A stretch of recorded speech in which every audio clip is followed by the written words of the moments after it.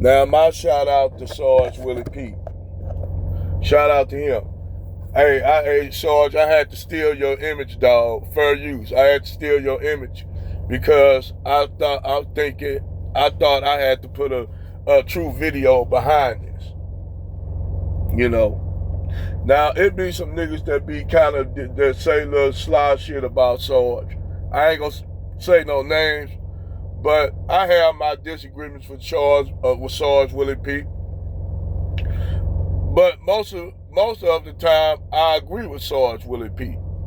So I always show him respect because he's one of the dudes that been in the game, that got a lot of skin in the game, just like, Hardcore Tito, BGS. I don't never try to Red Supreme, Tommy. I have my disagreements with Tommy, but I say 80% I agree with Tommy on a lot of things. So with all these guys that I been following for years, I'm not gonna sit and try to say go back and forth, whether it be Minister Jap, Angry Man. I have my agreements with him. I have my disagreements with him. But I had to use Sarge's image to put a video behind this image.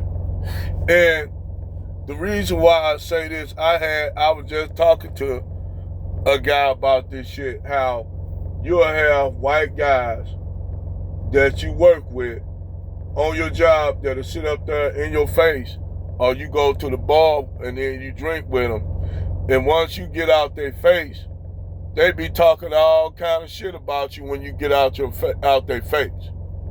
They be talking about how them white men go online, talk about black fatigue, how they hate black people and this and that and that, and they hide behind avatars. And they talk shit online, hiding behind an avatar, and then knowing damn well if they ran into you in real life, they'll be on, so hey, we pals.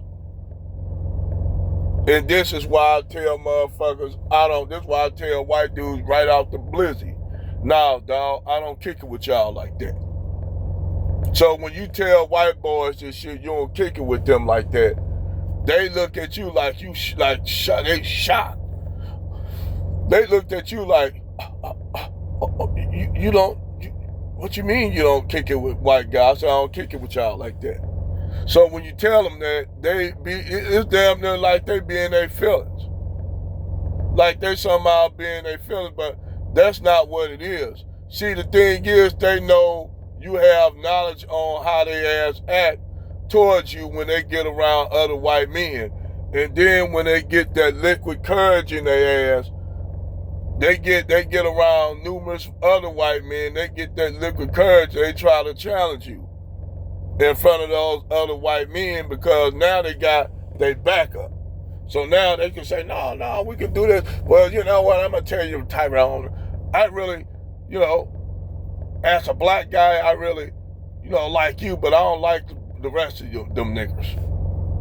And they'll tell you like that strongly. And the reason why they tell you that, because they think that you bend over and you kiss their ass as a black man.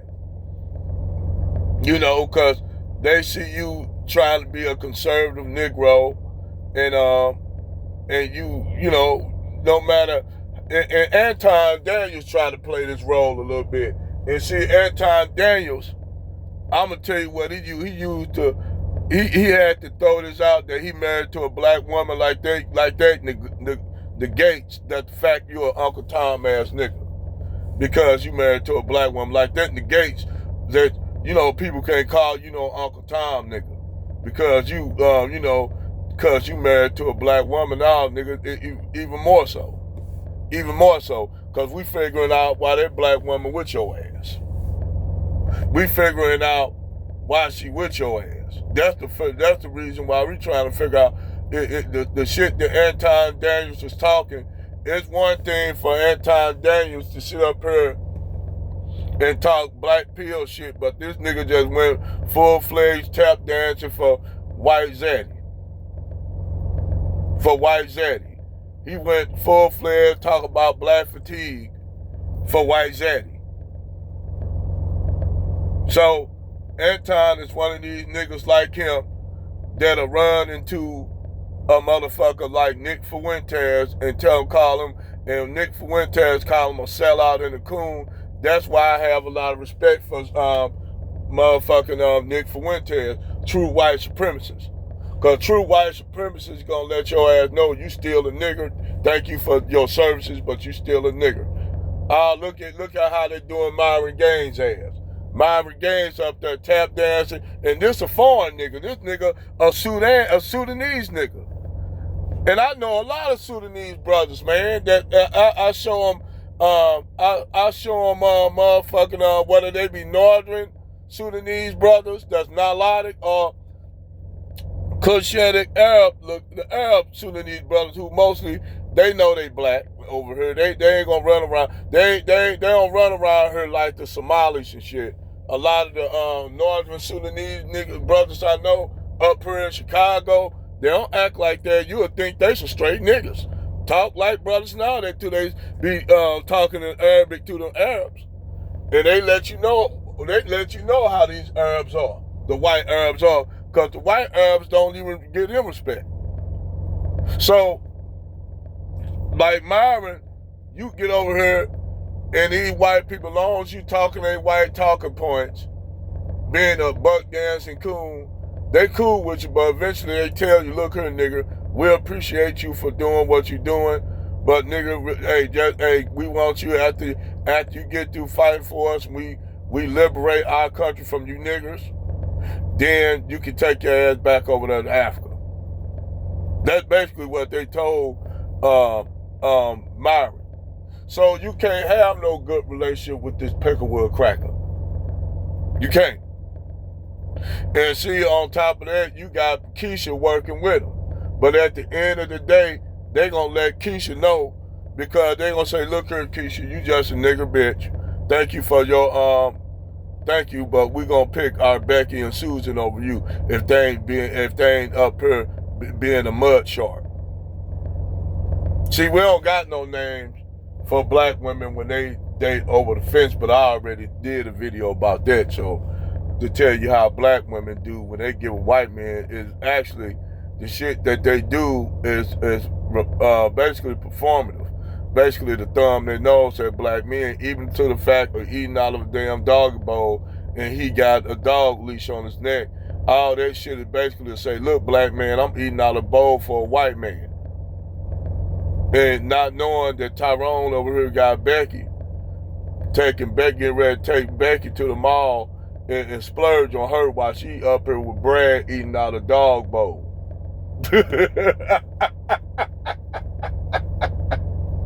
But that I already did that video with Keisha's eating out of dog bowls and doing all kind of shit, and be out and about with their black girlfriends and see Tyrone turn down the mall with Becky and then still get in their feelings while they going home to eat out of a doggy bowl with a leash on, with a white man holding the leash. And they thought they was being disrespectful to their brother, when their brother's like literally laughing at this shit. And Becky laughing at it with him, saying, cause Brad ain't gonna get that white woman that he could have get, and definitely Becky ain't gonna eat out no goddamn dog bowl like your dumb nigga ass. But anyway, yes, these white men, they'll sit up there and ask you to come hang with them. And nah, I don't do that. I don't fuck with y'all. I don't fuck with brands like that. You know, I don't fuck with white men like that. And when white men that I know that I'm associates with, because we not no friends. I'm not friends with no white man. We just associates. Nigga, I don't fuck with y'all like that. That's why I said that's the same thing with black women. If I know a black woman hang with a lot of white people and white men, I don't fuck with her either. I don't trust her either. I don't trust no group of people that hang with a lot of white people, whether it be a Latino, an Indian. I wouldn't trust none of them, because they tap dance. The nigga, just like Keisha do, niggas are tap dance for bread. That's why if I see a black dude that hang with a lot of white dudes, I side eye them. And they ask me, Man, you don't hang out with no white people. No, I don't hang out with white people. Oh man, you crazy if you do it. I'm crazy because I don't coon and buck dance like you to try to get their acceptance. Nah, nigga, I'm not gonna do that. I keep my distance. And then when something happened to you, I said, if something happened to you, I know what reason why. And then I'll be able to turn the page on the newspaper when I read the story that you somehow came out like homeboy Andrew Gullum when he was messing with all them men and he up there laying up there butt naked with his underwear off, and the white men left him like that to take pictures of him. Yeah, embarrassing, huh?